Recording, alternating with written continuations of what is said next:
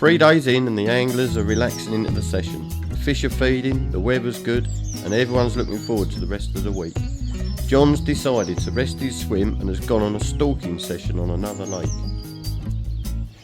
How many? One? Yeah. Good fish?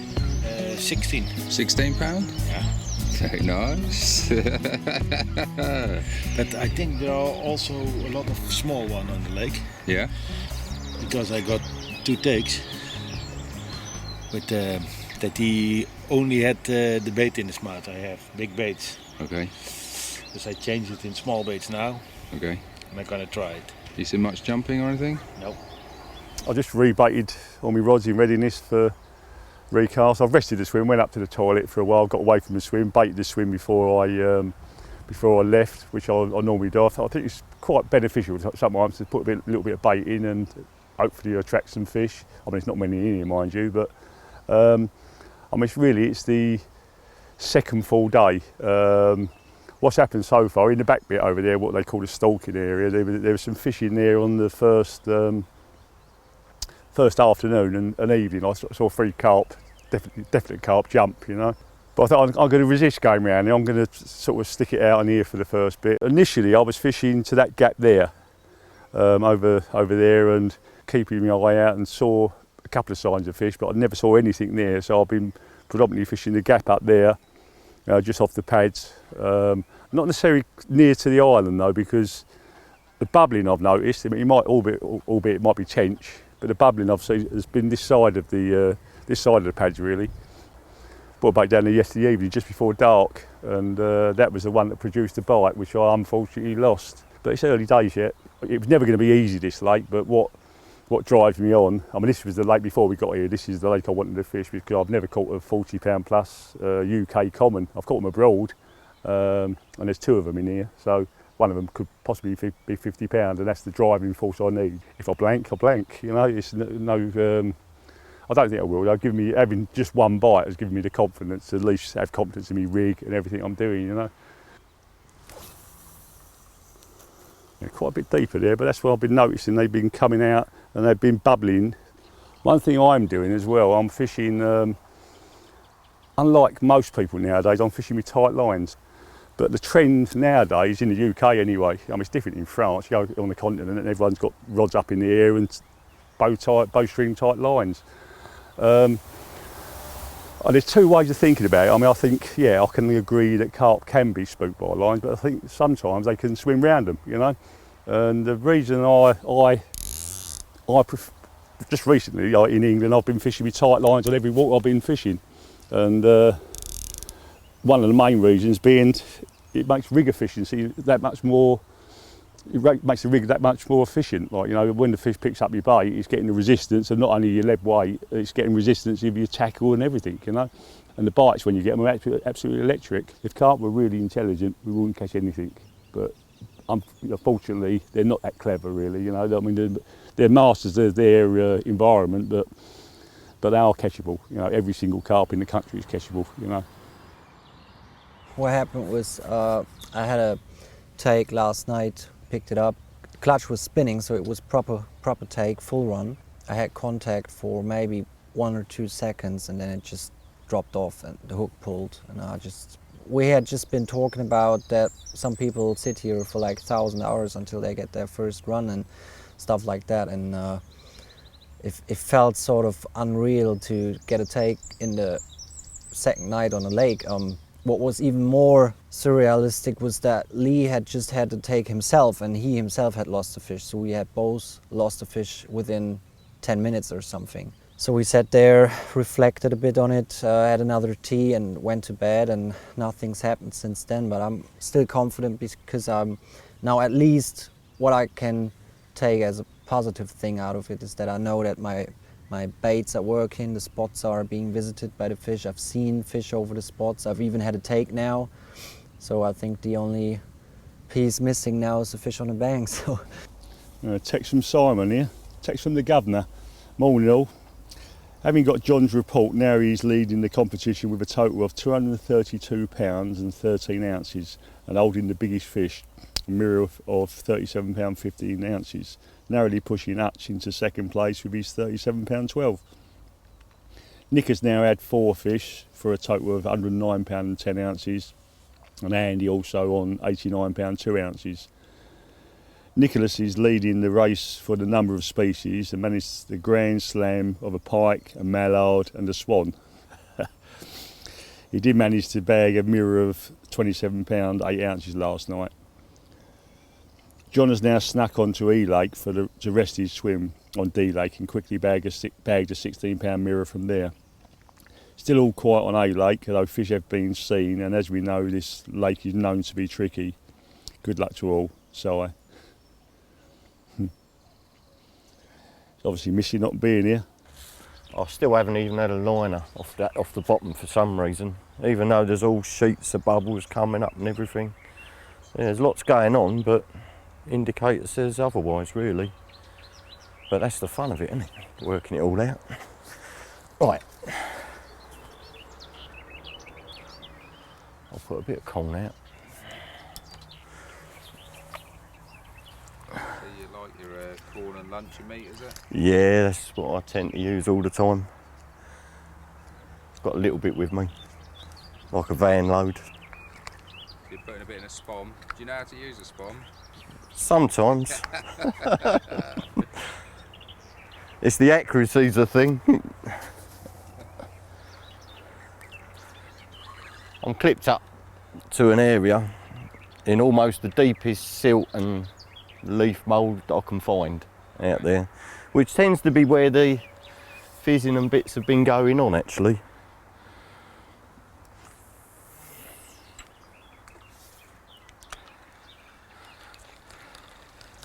That's the spot. Sometimes you all want it in a tight area. The fish have been fizzing up all over the place really, so I don't mind putting it in a big area. Lots of mini spoms just to get a big area covered with an even amount of corn rather than a large one dropping it in with it all just going down. It's takes a bit more time, but that way you've got a chance of 2 or 3 fish coming on the area rather than just fishing for your one fish. And obviously we're here for quite some time. You can work the swim anyway in different areas, but this is how I'm working this one at the moment. So mini spom.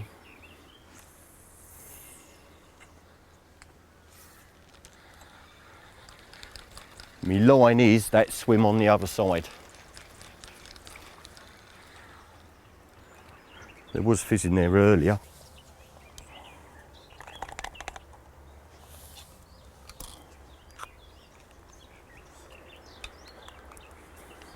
Some are short, some are slightly longer, trying to get a rod length sort of diameter area.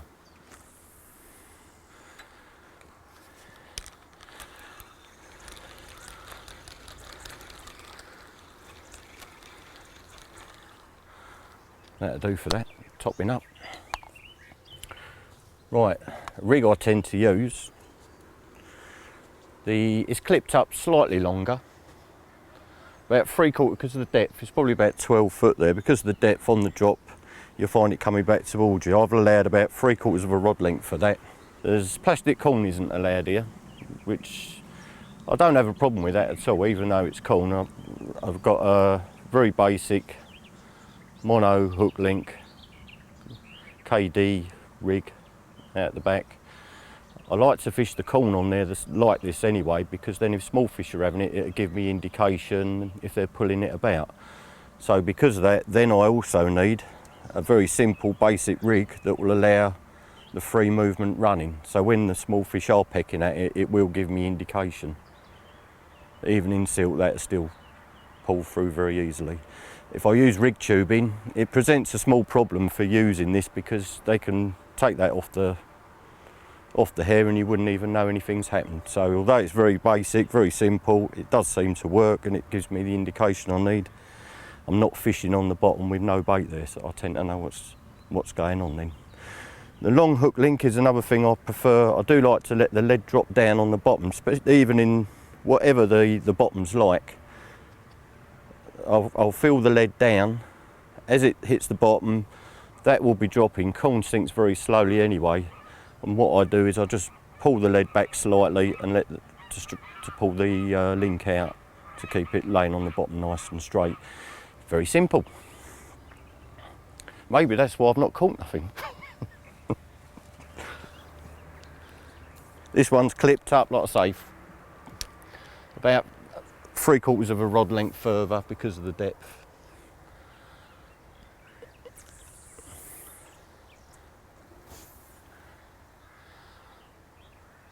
With the light leads, when you're setting the rod, whatever you do, don't pull the line. Keep that slack all times so as you're not moving the lead again, especially with the lighter leads.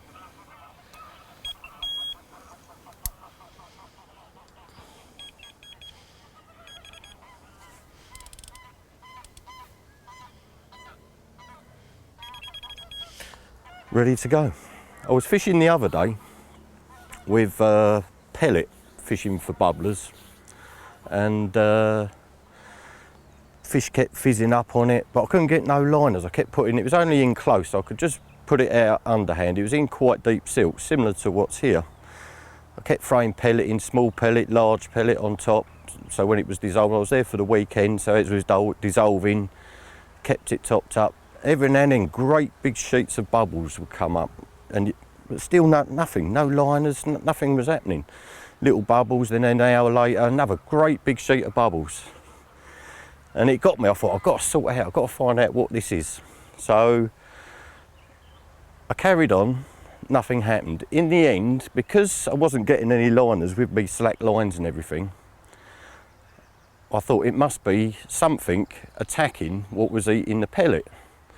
So I popped up a small roach over the top, about 18 inches over the top. Within 20 minutes, the big eruption of bubbles came up and I had a pike on it, where the pike were laying over the pellet. And when the small fish come in, they know where the small fish want to be, so that the pike end up laying on the pellet and then attacking from underneath as soon as the roach come in. So that one sorted that. I don't think that's what's happening out here. I carried on doing it and had a catfish as well. So catfish lay on bait, on pellet, not necessarily eating it. That was small halibut, very small pellet, and the larger ones. They never actually ate it, but they always they lay waiting for the roach to come in, or small fish over the top, and then attack it. There's been sheets where pike are attacking out here, but they look so much like carp, I've got to find out what they are. It'd be interesting to know. It gives me something to do, and it's part of what I really enjoy about the fishing, actually. There's Hutch on the far side, forever looking for fish, out there with his little umbrella, look. He who watches usually ends up with a reward.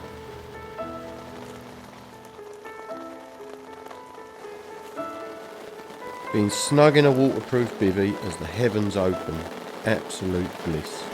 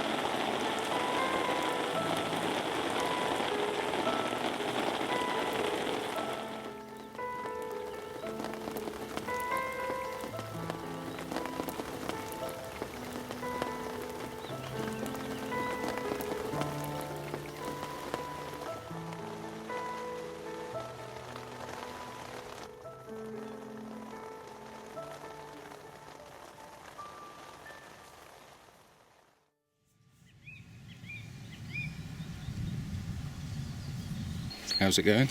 Everything okay? Do you have a rod down the margin there? No. When we come back from the other lake, there were 4 carp swimming 10-15 foot from the island. Confident? A little bit, and I see a lot of fish over there also feeding. I don't know if I will put the rod there for the night or put them on the spot that already has 2 fish. How's it feel to be in the lead? Oh, it feels very good. Yeah? Yeah. Where's your yellow hat then? The yellowy head, it's in the tent. Is it discreet because Yeah. they might see you? No, but the fish are sitting also behind of the reed, that the fish don't see too much. Went down onto the other lake, trying to get them on the floaters, but didn't do any good. Didn't see anything, didn't even put a rod out. But Didn't you take anything down to fish on the bottom then, no? No, didn't. No. Gonna try it tomorrow, I think. So just need to see a few signs, really. Nothing showing out here, no? No, nothing at all. Nothing at all. I think there's a few showing round by Nicholas. Is there? Yeah, I seen one about 10 minutes ago. What, up in the channel or? No, this way a bit. Yeah? Yeah. Is there a storm coming, Sean? There is a thing, another one, but it's not bad for the fishing. Keep the pressure low.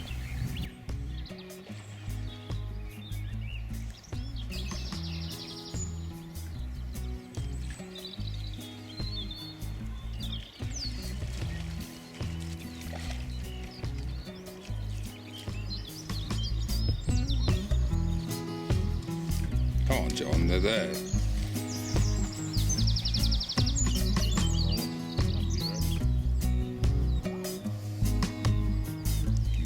Snowman, eh?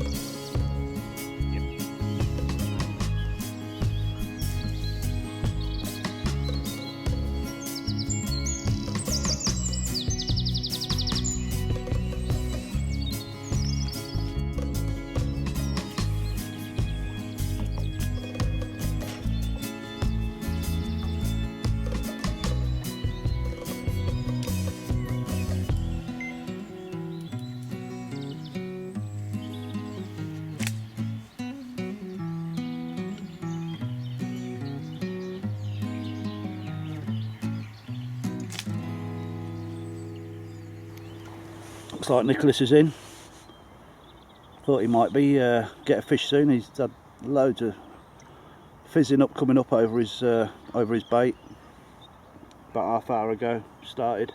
I hit the fish and I saw just one show just there. Yeah. While I was hitting the rod.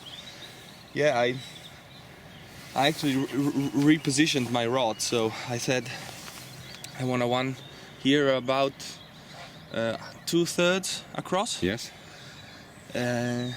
Just a little bit of bait, maybe 20 boilies, something like that. A little bag. It's been in there for maybe 3 or 4 hours. I had a liner half an hour ago, and now it went. A nice common. Good skills. Thank you very much. Excellent. Very happy. Actually, I'm quite excited because I had 2 fish showing, or 1 fish showing again, just at the entrance between the island and the main part of the lake. Look at him, 32 pounds English common carp. Really happy with it. As I said before, I caught him off a little spot, of like a clear spot between me and the island, just 2/3 the way across. Hybrid's doing the damage again with just a small 12mm wafter and a few free offerings, and the fish are still showing. So Big bar of English gold, huh? yeah, very nice fish, and I love commons, so really nice. A nice scaly mirror and a common, perfect. I think he won't have much trouble to go back. It's really powerful fish it is. Yeah, off he goes.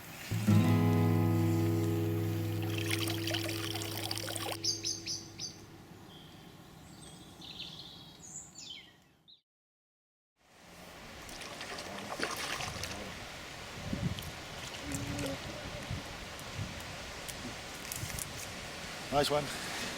Well done. Carp by moonlight. Carp by moonlight. Oh, hook, Pete. Lovely. Lovely, eh? Cracking fish, mate. Cracking fish, eh?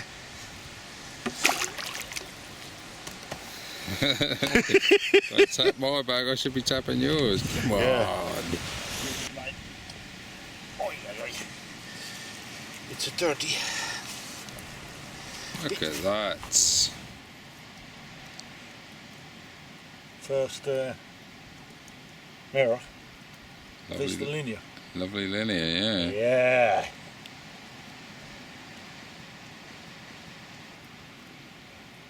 I'm happy. I should think he is happy. Crazy Dutchman catching all these English fish.